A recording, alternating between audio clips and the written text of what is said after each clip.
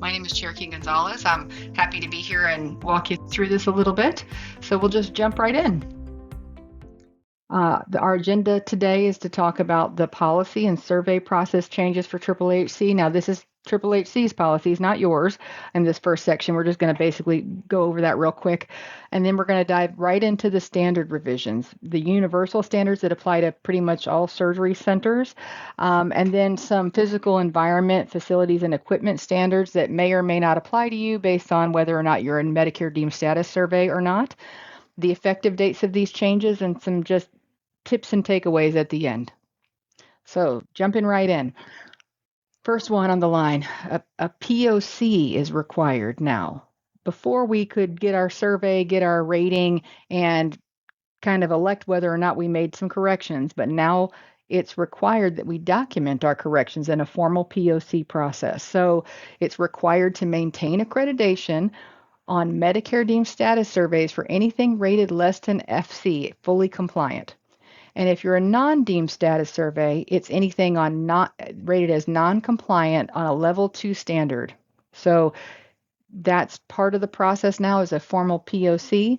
That POC will need to be submitted to AAAHC. It's reviewed by the team at the corporate office and also by your surveyor that was there doing the facility to determine whether or not your plan to correct it seems like a valid process. So just be prepared that if you get anything that falls into those ranges, depending on the type of survey you're getting, you will be submitting a formal process.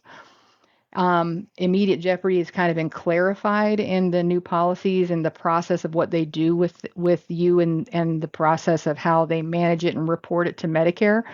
So you might want to just peek at that and give it a read to make sure you understand the definition of immediate jeopardy and what happens if you were to get one.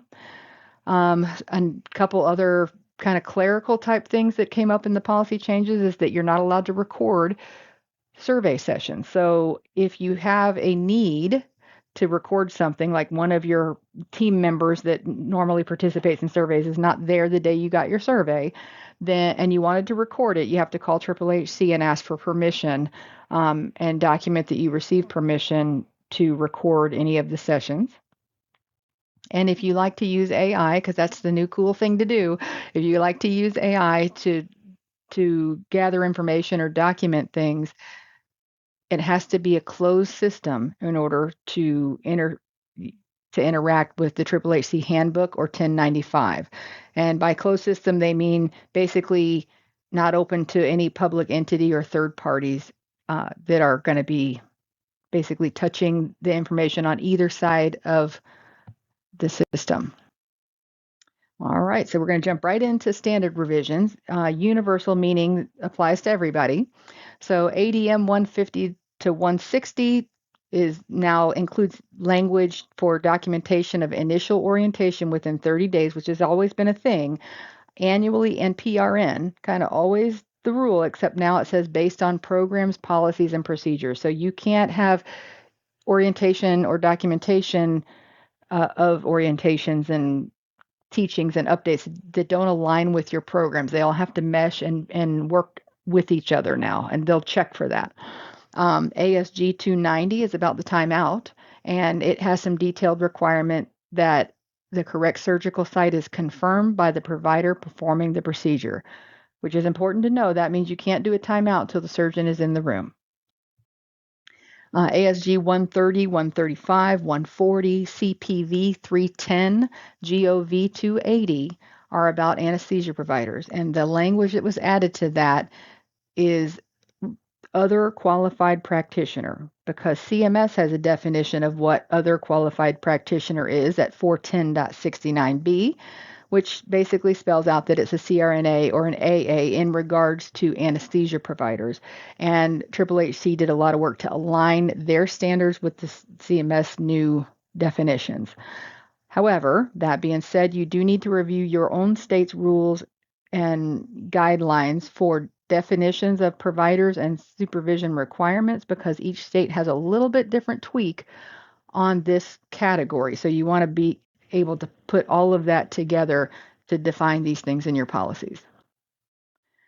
All right, CMC 160 and 170, they both talk about documentation of continuity of care. Any type of phone calls, follow-up calls, letters, anything that you do with the patient during or after or even before their admission, you have to have documentation of that. So this talks a lot, where you see this most is your post-op phone calls, that there needs to be documentation that those have been completed, and also pre-op calls for instructions. CMC 110.10, and then there's the sub-elements 1 through 4, require documentation of diagnosis, prognosis, and follow-up on information provided to patients. So now you're going to need a little section in your paperwork that you give to patients that talk about that. CMC 110.20 require documentation that the patients were given a chance to discuss questions and concerns.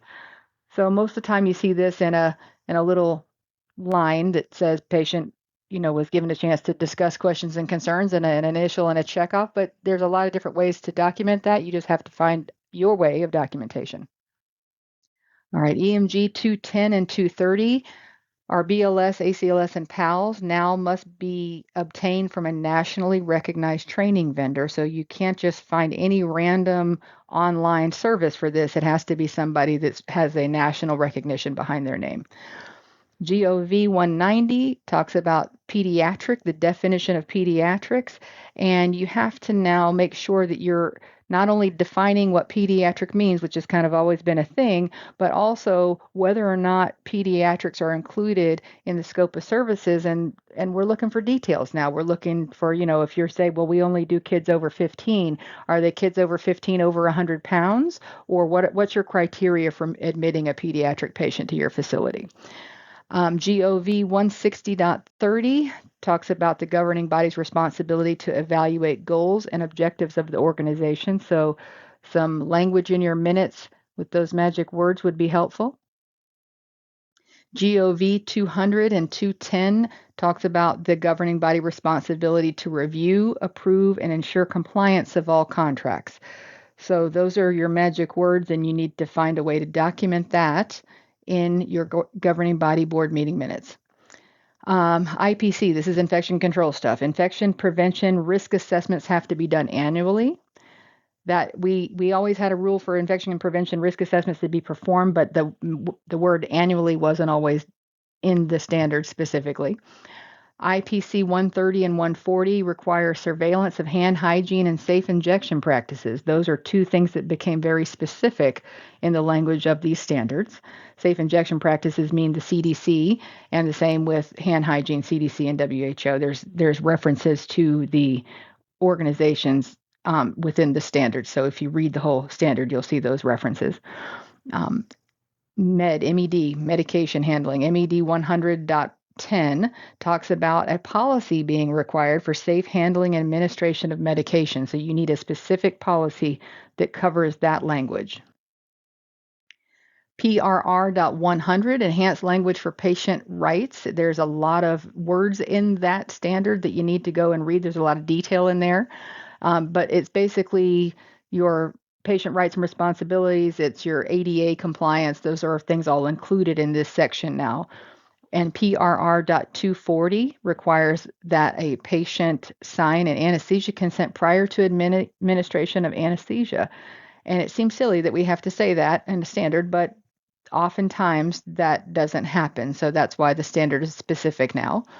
PRR.440 has language regarding the accommodation for hearing, vision, language, and literacy. It has to be in a format that's easy to understand for a patient. So that's why they kind of enhanced that language a little bit. All right, quality. Quality is a fun category. So the whole entire chapter now includes the words monitors and indicators.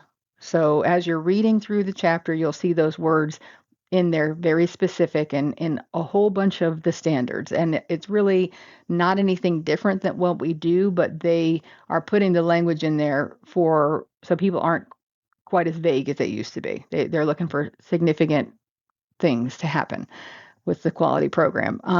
Quality 270.50 Basically says that if a problem is identified, an action is taken as needed. So if you identify a problem, what did you do about it? You have to document that.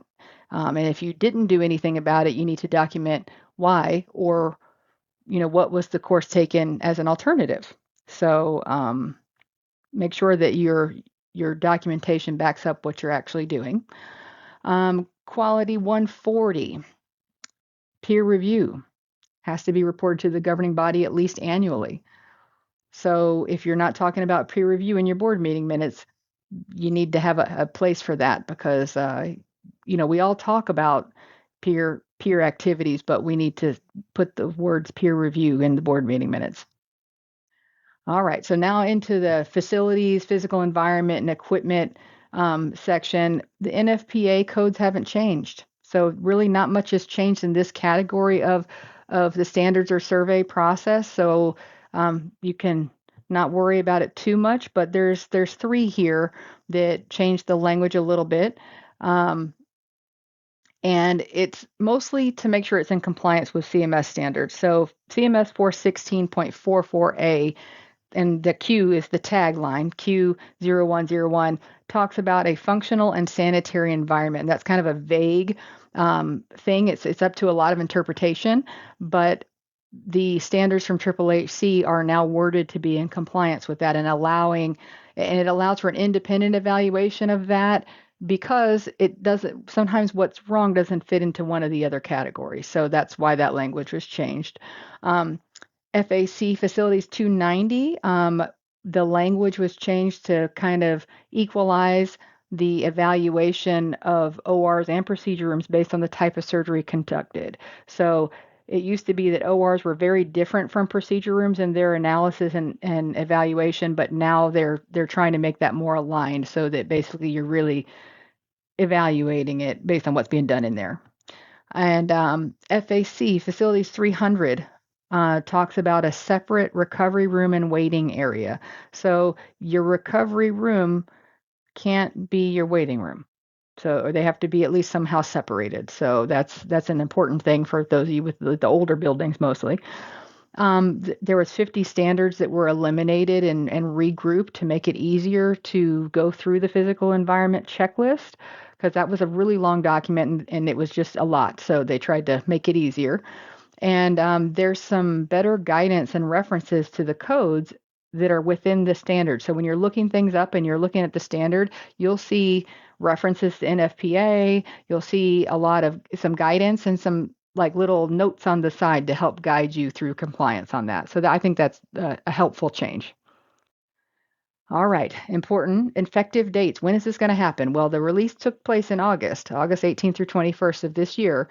So now that we're in November, you have to kind of be prepared that you're going to be surveyed. If you've got a survey coming up in 26, that you're probably going to be surveyed on the version 44, unless there's a dependency on your anniversary date, when you paid your application fee, and when it was actually scheduled. So the way you know which standards you're being evaluated on will be on your 1095 Engage. When you have your page, your home page pulled up and you have your survey scheduled, it'll tell you which version, whether it's 43 or 44.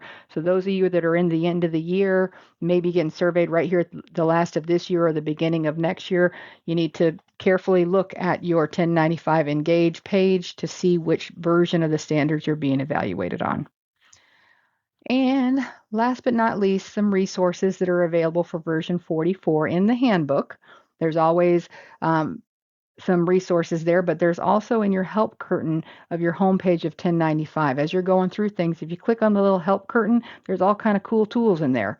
You're going to want to look at the one that says documentation requirements, the list of documentation requirements. It's a very important one because it tells you what pieces of paper or what policies you'll need to show a surveyor. And there's the self-evaluation tool, which is really nice because you can go in there and basically give yourself a report card on how you're doing before your survey comes up, kind of like your own mock survey for yourself. And there's a glossary because we say a lot of words in healthcare that are abbreviations and CMS is Medicare, but it starts with a C, and it gets a little confusing. So don't be embarrassed if you don't know what something means. Go to the glossary and look it up, and ask somebody. Don't feel shy about that because it is complicated. If you haven't done a survey before, or if you're new to it, it can be difficult. So you need to use that book as a resource. Do your homework, and it'll help a lot.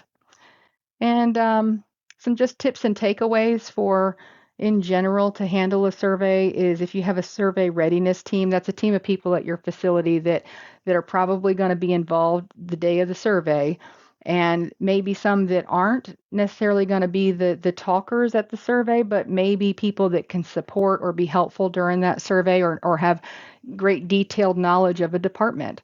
So you get your team together and you divide and conquer. Take the standards, divide them up amongst your team. Say you guys go over the facilities one, and this team's going to look over governance, or we're going to look at these changes in particular, and we're going to divide it up and see how we can comply, get ideas, or see if we need to change anything at all. Maybe we're okay, but at least divide everything up so that one person's not doing it themselves. It's good to have a lot of different eyes on things and review and make sure you're compliant.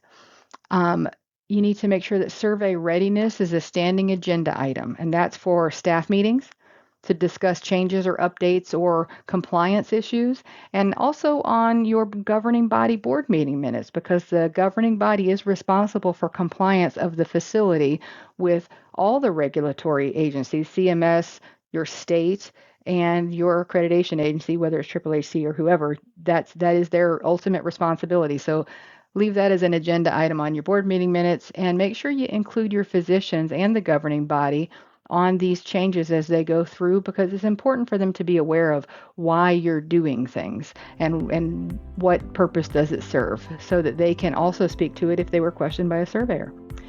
And that's all I have for you today. It's been a pleasure presenting, and hopefully this is helpful. And Surge Logs has been a great partner for us to be able to do our compliance. So hopefully it is for you too. Thank you. Bye-bye.